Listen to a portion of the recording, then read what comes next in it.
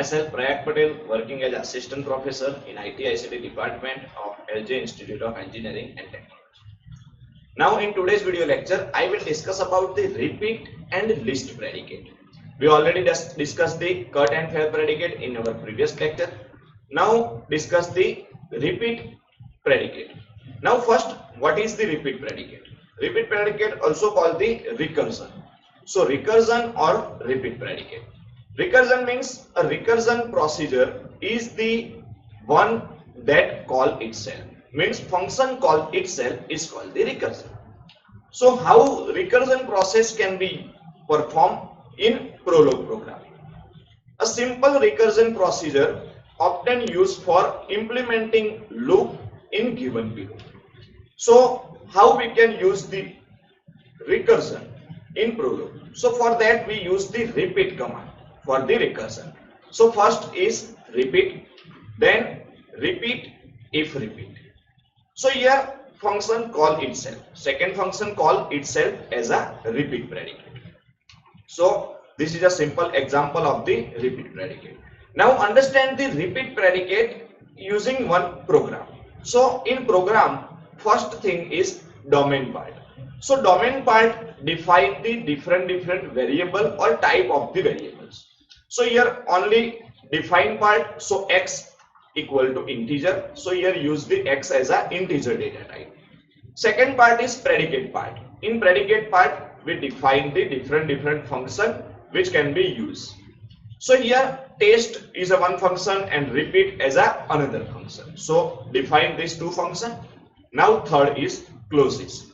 In clauses, we write the fact and rule. So, we already know what is the fact and what is the rule. So, we write the fact and rule in this clauses form. First thing is repeat. Second, repeat if repeat. Then next is test, repeat and write please enter a number and NL means new line and read x and x greater or equal to 21 and write the number is greater than 21 then full stop. So this third command is test command. Now how we can find the solution? How this operation can be performed? For that, first define what is the goal. Now our goal is find the value. So here according to this repeat predicate, here this is a simple as a loop form. So first execute the test command, test, repeat, then write please enter a number. So first we display the write command, please enter a number. So after that new line means move cursor at the next line. Then read x command perform the read operation. So read the given number as a x. So here we enter the number equal to 15. Then x equal to 15. Now check x greater or equal to 21. So x equal to 15. So 15 greater or equal to 21. Condition is not satisfied. So if here this condition is not satisfied, then backtrack, because here we write the repeat command and repeat command use for repeat process. So here once again this test procedure is executed. So here first repeat, then write, enter the number.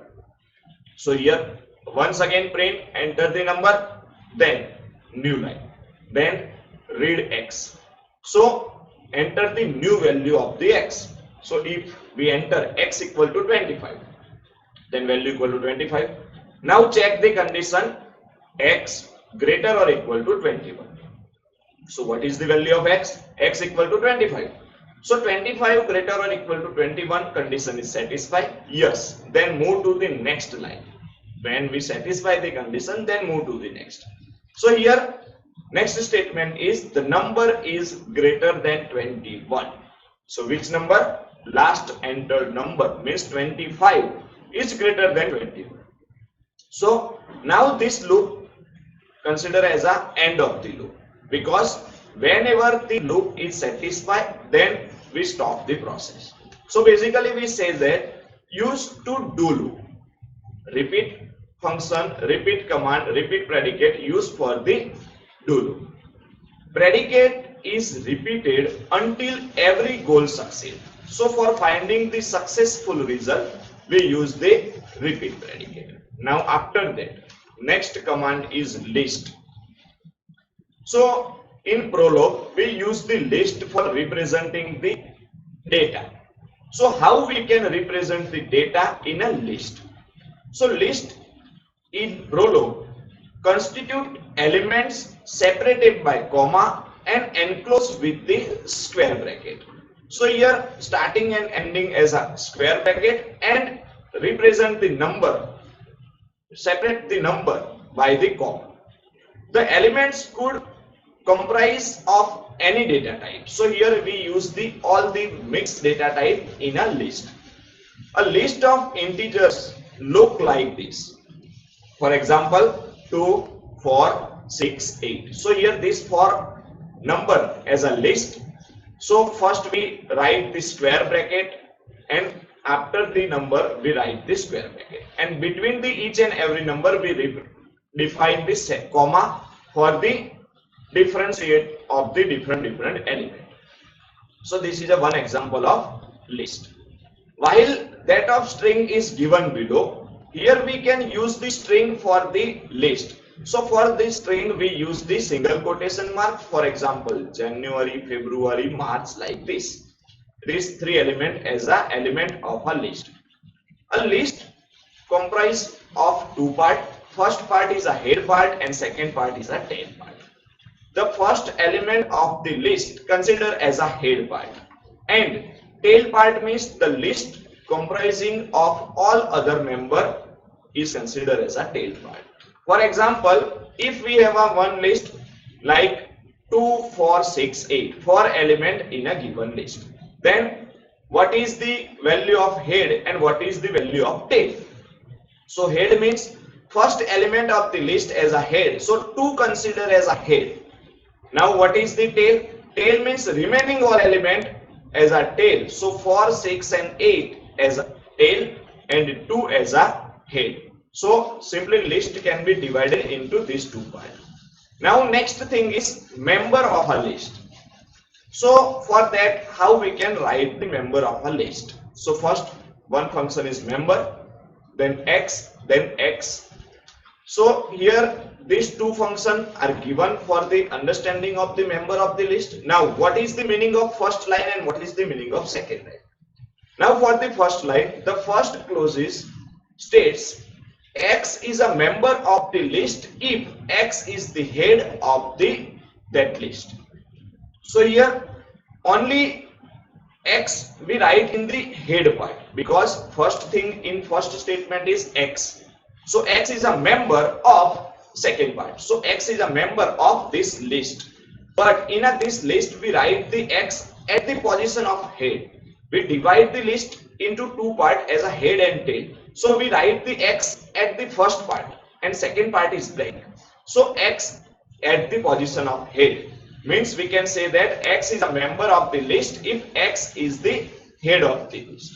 Now what is the meaning of second statement? Second clause states else check to see if x is the member of the tail of the list. So here member x means x is a member. Here head part is blank and tail part is written, and in right side portion of the second statement we write the member x tail means x is a member of tail, then x is a member of this particular list. So these two consider as a member of the list. Now next one is a append a list to another. Means here we want to append the two lists. Relation append is a set of tuples of the form x, y, z, where z consists of the elements of x followed by the elements of y. So basically here x is a first list, y is a second list and z is a resultant list. So z equal to, we can say that x plus y.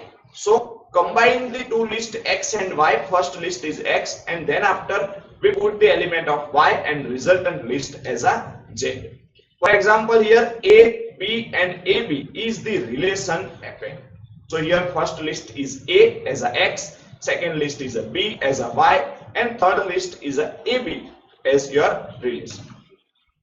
Now the clauses for append are given below. Append here blank list, then YY. And second statement is append HXY HZ if append XYZ. Now what is the meaning of these two statements? First statement is first clause states append blank list and Y to get Y, because here list is empty list and second component is a Y. Then your merged list is as a Y because first list is a empty list.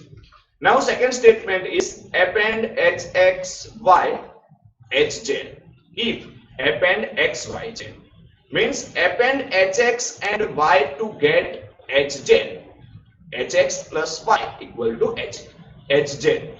If append X and Y to get Z, because we first consider the right portion, so if X and Y appended to Z, then here HXY append to HZ. So this is a simple example of the append a list.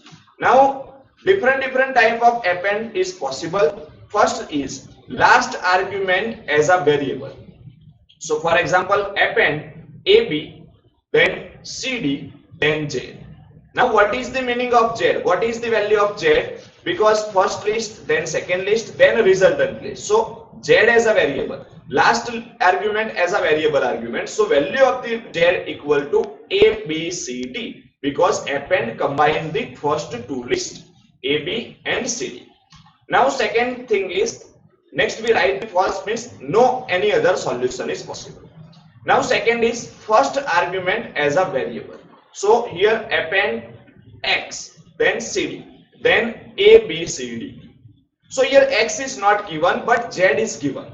So what is the value for X? X equal to AB, because here combined list as a ABCD and the second list as a CZ, then first list equal to AB. Then we write the false because no any other solution is possible. Now second argument as a variable. So here first argument as a list AB, second argument as a variable Y, and third argument as a list A, B, C, D.